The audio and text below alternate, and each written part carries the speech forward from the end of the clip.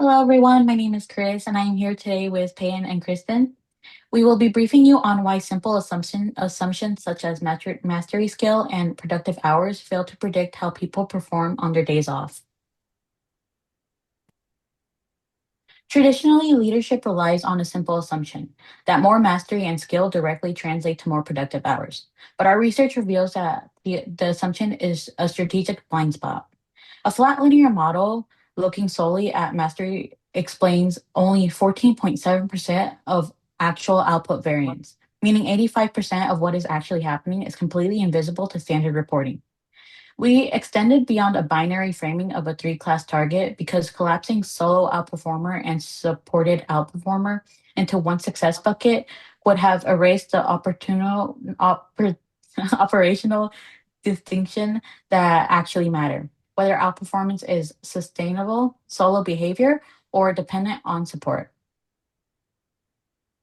We broke the blind spot by moving away from rigid linear averages. Using an unsupervised K means model, we pulled out a behavioral persona from noisy data. After engineering features that capture behavioral symmetric and strictly avoiding target leakage, the boundary plot made a reality unmistakable high performing outlier separate, cleaning from employees slipping into weakening returns, danger zones. This shift gave us a far more accurate view of how performance patterns actually evolve. The insight led us to building a predictive safety net. In our model shout out, logistic regression outperformed random forests across the board, hitting a macro of 0.880 versus 0.827, with only 500 records and mostly linear boundaries.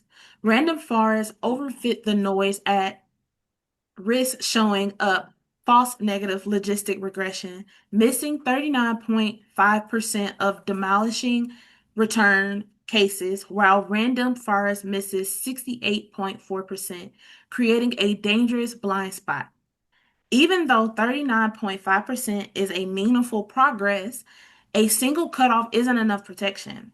That's why we pair the classifier with a decal based risk ranking, ensuring borderline cases still surface and get prioritized for review. Together, these two layers form a much more reliability early warning system. This predictive accuracy lets us shift from reactive firefighting to proactive intervention. Our cumulative lift chart proves that if we target just the top decile of predicted risk, we achieve a 2.105x concentration of true cases. In fact, reviewing the top three deciles captures nearly half of all risk cases with minimal administrative effort. For example, this means instead of managers reviewing every employee every week, they can focus their limited attention on roughly the riskiest 20 to 30% and still catch nearly half of all at-risk cases. That's a meaningful cut in review workload without a meaningful cut in coverage. Our prescriptive bet in this simple scenario: automatically flag employees scoring in the top 10 to 20% of risk for a lightweight check-in or workload adjustment before their productivity drops off a cliff. To bring this to life, we propose a clean three-phase roadmap. First, we immediately deploy logistic regression risk scoring as a standing operational rule rather than a one-off report. This requires no new infrastructure, just about an analyst week to operationalize on our existing analytics stack. Second, we integrate automated data pipelines directly into management dashboards. This is our biggest resourcing ask, requiring data engineering support, roughly one sprint to build and wire in the mastery_score ingest pipeline.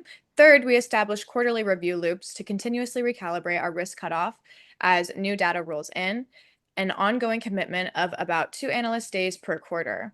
With this roadmap, we move the organization from reaching to diminishing returns after the fact to catching it before it happens. Thank you.